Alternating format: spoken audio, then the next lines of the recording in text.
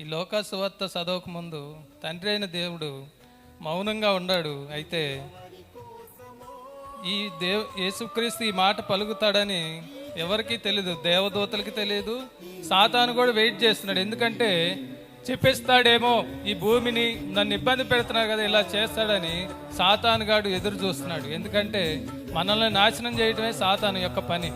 ఈ సాతాను ఏం ఆలోచిస్తున్నాడంటే, సిలువలో ఇంత భారంగా బాధపడుతున్నాడు కదా, శిక్ష పడింది కదా, ఈయన ఏదో ఒకటి చేపిస్తాడు, ఈ లోకానికి ఏదో ఒకటి జరిగిద్ది, నాకు పరలోకం దొరికిద్దని సంబరపడుతున్నాడు.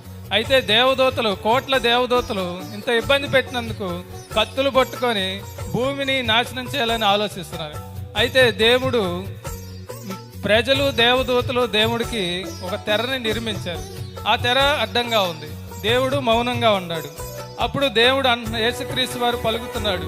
ఏం పలుకుతున్నారని ప్రజలు కూడా ఎదురు చూస్తున్నారు. ఎందుకంటే అక్కడ సిలువేయబడిన ప్రజలు ఏం ఆలోచిస్తున్నారంటే, ఓహాల సిలువు నుంచి దించి ఓహాలను హాస్పిటల్కి తీసుకెళ్ళిన ఆలోచనలో వాళ్ళు ఉండరు. అయితే ఆయన పలుకుతున్న మాట యోహాను సువార్తలో అంటున్నాడు, తండ్రి వీరేమి చేస్తున్నారో వీరు ఎరుగురు గనక వీరిని క్షమించమని అడగంగానే పరలోకంలో ఉన్న దేవదూతలు షాక్ అయిపోయారు. సాతానికి భయం పట్టుకుంది. ఎందుకంటే క్షమిస్తే పరలోకం తన పిల్లలకు వచ్చింది. మనం పాపం చేసి ఎన్నో ఇబ్బందులు పడి ఉన్నాం.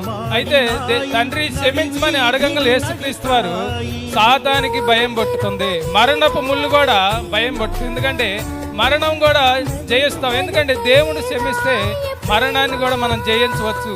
ఆ మరణపు ముళ్ళు కూడా యేసుక్రీస్తు వారు తిరిగి లేచినప్పుడు ఇరిగిపోయింది కాబట్టి సాతాను భయపడ్డాడు, ఇటు మరణం కూడా జయించాడు. కాబట్టి మనకు కూడా అది బహుమానంగా అలంకరించబడింది. దేవుడి కొద్ది మాటలు దీవించును గాక.